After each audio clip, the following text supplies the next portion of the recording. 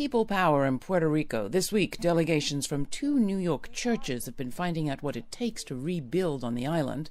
And Amy Tidd of National Nurses United talks about the legislation that would force Washington to act. All that, and I catch up with San Juan Mayor Carmen Yulín Cruz and hear who is helping and who isn't. It's all coming up on the Laura Flanders Show, the place where the people who say it can't be done take a back seat to the people who are doing it. Welcome.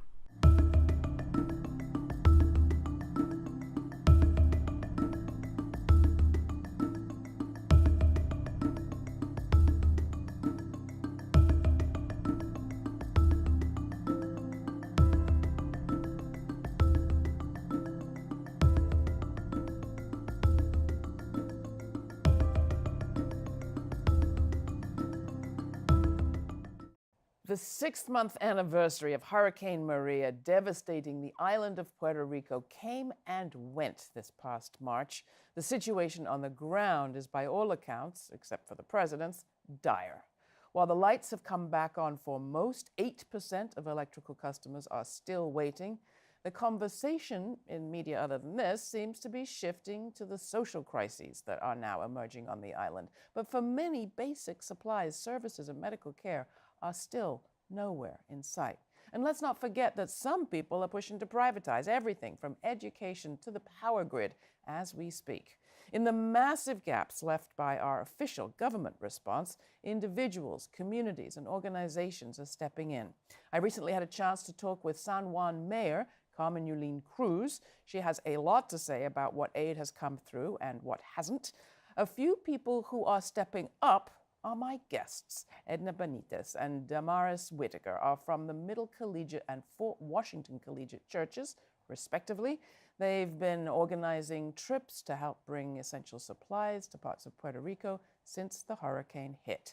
Amy Tidd is also joining us with National Nurses United. She's been to Puerto Rico on 2 different delegations since the hurricane. She's joining us from Bangor, Maine. Amy, glad to have you.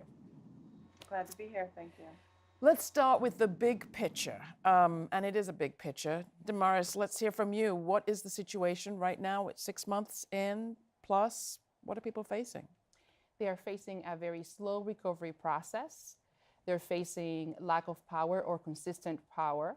They're facing lack of clean water and consistent water service. They're facing a very abbreviated school day for their children. The children are still going to school half a day. They're facing the university students, for example, who have began their first year, like my nephew, Jadiel, they're facing going to school in the morning or going to the University of Puerto Rico in San Juan and then returning to a house without lights and without appropriate water, without the infrastructure that he needs for him to succeed. We're facing lack of economic development efforts and a leadership that can take the island forward in an effective way. Edna, to you, you've been now on 2 trips? Correct. Your church, and I'm a member, has a real relationship with the community that you're visiting. Can you talk about how you, as it were, picked that community and the nature of that community specifically? Sure. Whether they picked us or we picked them is still a question, but basically our connection with with a very small grassroots organization called Proyecto Matria that Damaris was a part of. We connected to this small town right in the center of Puerto Rico, and being in the middle, we felt that that was an appropriate place to be in the middle of Puerto Rico, where it's mountainous and it's basically a community where it's forgotten. It was forgotten before the hurricane, and now it's just completely, off the map. They really don't even appear in Google or had their census counted or anything like that. So when we're talking about these numbers, 8% not getting electricity or water. Oh, they have nothing. They have some water and they have no electricity, nor electricity in the near future for them. And those numbers just leave them out? They leave them out. They're not counted. Actually, they're nicknamed Los Olvidados, which means the forgotten one. Mm-hmm. So, I mean, we, with Brazilian Power, was able to install 1 solar panel. So we hope to install a particular solar panels in the community where they can have some electricity, and also we're looking to form a home where it will be a community hub that's self-sustained with solar power. And I mean, just before we go further into what people are doing and rebuilding different, and I want to bring Amy in, just from the two of you, you're being very polite. But I can only imagine you're raging. I mean, you go, you see what's going on, you come back, you see the conversation. Absolutely. You're not like the Roman Catholic Church. It's not the Vatican sending support. This is fairly small institutions, with all due respect. That's right.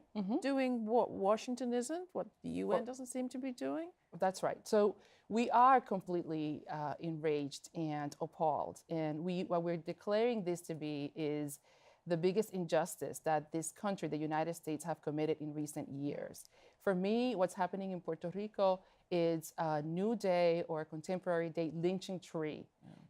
We are seeing the citizens of Puerto Rico's rights being just dismantled in front of our eyes. We do not recognize the inherent value of Puerto Ricans, so we don't count their lives correctly.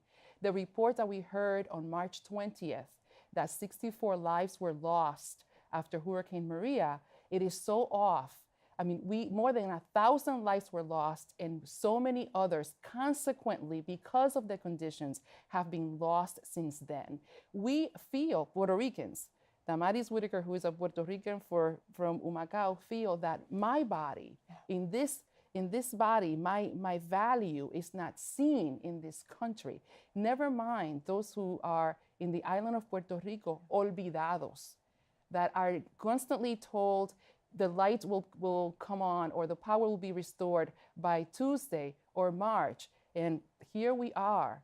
And even the elected officials, I had an opportunity to speak with the mayor of Orocovis, who did not have a concrete answer as to when his town was going to have power. And he just said to me, the governor is telling us 95% of the island will have power by March. And we were there at the end of February, and I kept saying, you don't have the infrastructure in the mountain for that to be possible for you. So we are enraged. This is an injustice. We're suffering from righteous indignation. Anything you want to add to that, Edna? Well, and also when we want to do something, we just continuously find, well, I was saying what grassroots organizations are making a difference. We wanted to install 2 solar power panel on a public schools. We were hit about, no, you can't. We need permissions from 3 organizations in order for that to happen. And the political systems there is, I mean, if you think we're polarized here, it's completely polarized there, on steroids, in the sense that 2 political parties might not agree, and because of that, you won't get anything done. Yeah. Let's bring Amy in, who's one of those who has been getting some things done along with the two of you. National Nurses United has been part of several delegations. There have been big delegations organized by the AFL-CIO. You've also made some trips at an individual level, and I know nurses have been going to and fro even when they've been making it on their own dime. Amy, tell me a little bit about why you signed up to go from Bangor, Maine to Puerto Rico, what you found there, and how many times you've gone back. Well, I had signed up with Registered Nurse Response Network, which is powered by NNU prior to the hurricane, because I had known several people that had been on trips to Haiti and other places after disasters. And so I wanted to be on the call list if ever needed. And what really prompted all of us to go this last time was the call from the mayor of San Juan. And we were all called to action. Of course, there was a media blackout prior to her getting on TV and just telling us what was really going on. And so if you know NNU, you know that if there's a call, if there's a need, we'll be there, and we won't let anything stand in our way. I have to say, I mean, I was going to tell you this off camera, but I'll tell you it right now. When I met the mayor, I happened to be introducing her to somebody who worked with NNU, a white guy, not a nurse, but he works with them in the office. She embraced him in a tearful embrace that I think went on for a good 6 minutes. So moved is she still by what NNU as an organization has done. And she said, you also looked after me. Your nurses looked after me, my health. It was a very, very touching moment. But seriously, there's a lot of trauma there, clearly, not just in the mayor, but throughout. there's health and there's mental health. What did you find? We found health issues everywhere. Chronic health issues, like you would expect of an aging population, a lot of heart failure, a lot of diabetes, that are typically very well managed conditions under normal circumstances. But when you wipe out the healthcare infrastructure and power in and of itself, folks that have diabetes don't have a cool enough place to store insulin for it to be fully effective. Just this cascade of effects that happens from, the obvious, when we landed on October 4th at the San Juan airport, it looked like a bomb went off, quite frankly. I had never seen anything like that. It didn't look like a post-hurricane situation, right down to the things that we all take for granted every day. There was no clean drinking water source, as we soon found out days after that we got there. We thought our drinking water was okay, and we found out quite quickly that it was not okay, even in the city of San Juan. In the most recent trip that I went on, of course, this is months after, I went in January. The recovery efforts are apparent. The main difference I did see was that there was a lot of work being done, as far as you could see line workers everywhere.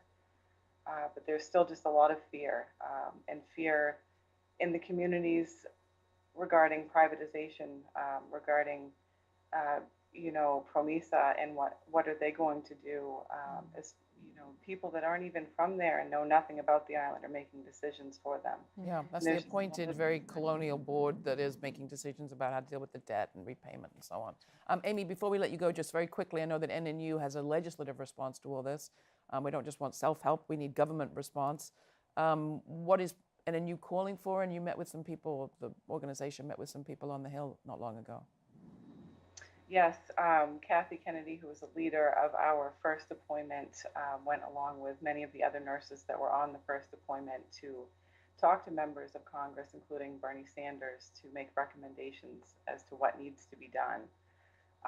And the package that Bernie Sanders put together was requesting over $146 billion. And we know that just a tiny, tiny fraction of that has been apportioned to be split among Texas, Florida, and Puerto Rico. And so we are just really pushing on the legislators and trying to remind them that, the voting season is coming up. And we're going to remember your response to this situation. We'll remember. Edna Damaris, what are you calling for? Is there a legislative piece of your project? And what is it that is giving you the most kind of encouragement and inspiration right now in terms of this project? In terms of our call for legislative movement, I think that we need to call for the debt of Puerto Rico to be restructured or forgiven. We need to dismantle the Jones Act permanently. We need to focus on rebuilding more homes and putting strategies and initiatives on the ground that would bring forth more economic development and empowerment in the communities so that they can become more self-sustaining. And we have to hold the elected officials in the island accountable. When we hear 2 days ago, in this week of anniversary of this tragedy, that the head of the AEE, which is the Agencia of Energía Eléctrica, the Agency for Electric Power, being paid $500,000 at a time of crisis. We're calling for accountability. And what can people do, Edna? What do you want people to be doing? I think people should vote. People that can vote should vote. We have a very low turnout of Puerto Ricans that are in the mainland that do not vote. In Puerto Rico, over 85% of people vote when it comes time for their elections. But when they come to the States, they do not vote. They feel that there's no need for them to vote. So I think they should empower themselves and vote. And what else? Between now and November, anything else? Well, continuous supporting organizations that are grassroots, like ours, like middlechurch.org, like fortwashingtonchurch.org, that are doing grassroots organization. And 100% of the proceeds, you can make us accountable. We are going. We are bringing the stuff ourselves. We eliminated the middle ground. We are working through the cracks and the bureaucracies and making a difference. Why am I not surprised? Thank you both, all of you. Amy, Edna Demaris, thank you for being having with us. Thank you for having us. We'll continue to cover this story, and you can find out more about the debt that was mentioned earlier, Promesa, and also the Jones Act at our website. Thanks. You're watching the Laura Flanders Show. We're still here at the Progressive Caucus Center Strategy Summit in Baltimore, Maryland, with a very special guest.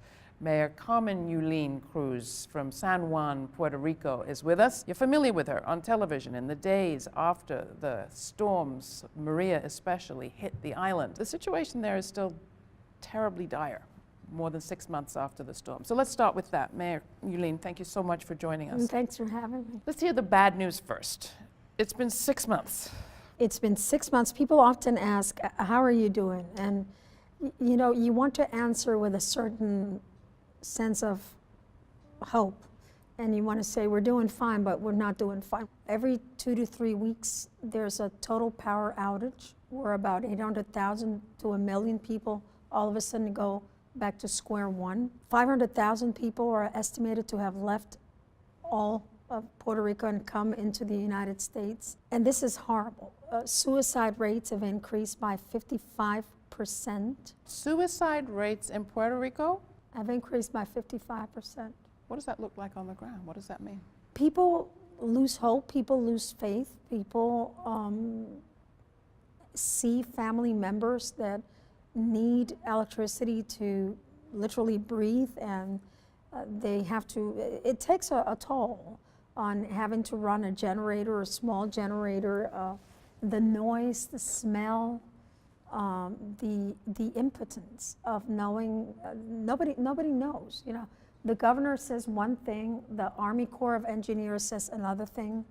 They're at odds with each other, and there's an old Hindu phrase that says, when elephants fight, the grass is the only one that loses. It's the people that don't have the information that we have. FEMA was not good at the beginning. They have a very good diesel program which runs perfectly, but you know, they changed the rules. First of all, it was like, you give us a projection and we'll give you half of it. Then it was, well, give us a projection and we'll give you half of it, but only if it's up to $1 million. So cities like San Juan, where we put $21 million towards being ready as you can be, we're still owed $11.2 million. And that may not be a lot of money, but we haven't been able to do right by our employees and pay them the overtime and also pay them their Christmas bonus, because the money that we had in store for that, we had to use towards ensuring that we had enough medicine and food and water. So things are very touch and go. Americans may think, because their heart has been so, you know, as bad as President Trump has been, the American people have been generous and brave. I started getting envelopes with a dollar bill from a kid in Ohio, or $5 from people in Harvey, AFL-CIO workers from all different unions in the United States, including SEIU. 320 of them went to Puerto Rico for 2 weeks. We hosted them in San Juan. They slept in cots and used their vacation and their comp time in order to be there and help not only people in San Juan, but in 34 different communities outside of San Juan. And it was unthinkable that they could get to places where the US government was saying, we have logistical issues and we can't access. You know, you have a guy that went, or a couple of guys that went up to the moon. So how hard can the logistics be in an island 100 miles long and 35 miles wide? So how do we turn this moment into or how are you turning it? Are you turning it into a new direction, a place of power? Is there, in a sense, there's something to be said for getting out of denial? You said on the speech, it's like we can no longer hide behind our pina coladas and our beautiful beaches. Yeah. And you said we cannot be sacrificing health for wealth. We got to put health before wealth. We got to put education before discrimination. We got to put love before hate. And they seem like simple terms. You know, it's like common sense, which is the least common of the senses sometimes. But somehow the human spirit overcomes. But we don't want to just overcome. We want to not have people in this situation. No, we don't. I say we don't want to survive. We want to thrive. Right? How do we do that? So first of all, you have to start looking at life from every other point of view, besides your own. That's number one. Number two, you do like the Marines. You improvise, you adapt, you overcome. You know that the failure is not an option. Mm-hmm. And you know that you have to transform and change rather than rebuild and reconstruct. So we look at the way things were and we change it and we make it better. It's not going to be perfect. So you don't let perfection get in the way of action. Do you have time? I mean, you would like to have the grid be a different kind of grid. You would like to have the economy be different. Do you have time to do that kind of transformation, not just survival? We have to fix the plane while it's flying. We have to do what Houston, we have a problem. What was it, Apollo 13? Somebody was on the ground saying, give me everything they have to work with, and I'm going to make it happen, right? So we have to do both things. We have to walk forward, but we have to think way in advance. And that's not difficult. Humankind have done it all throughout history. So give us an example. You've got the privatizers chomping at the bit to privatize your grid, to buy up your schools, turn them from public to charter. And we have the central government helping them do that. The central government of Puerto Rico is helping them do that. Why? Because they're putting forward an agenda that is not progressive, because he's using the pain for somebody else's gain. And we have to make sure that we show a different way, and then we show that things work in a different way and in a different realm and in a different environment, and that we start rebuilding homes, but making sure that they are more stable than they were before. 83 days before hurricane season begins, and we have about 500,000 homes in Puerto Rico that need total transformation. So it's very difficult. You don't give up. You don't give up. Every day you make sure you take a step forward and no step backwards. But on the question of what you're up against, the privatization of the grid especially, talk about the motivations of those who want to take over the electrical system of Puerto Rico. One would think that profit is one of it, but I hate to say this, but I think it's more of a control. Essential services everywhere in the world are about access to a platform for equality, which is why I oppose privatization of essential services. In fact, the United Nations has said that access to essential services is critical to human rights. So we're talking about our human rights crises, about our human rights issues. And it's just a feeding frenzy, and we have to stop it. And how do you stop it?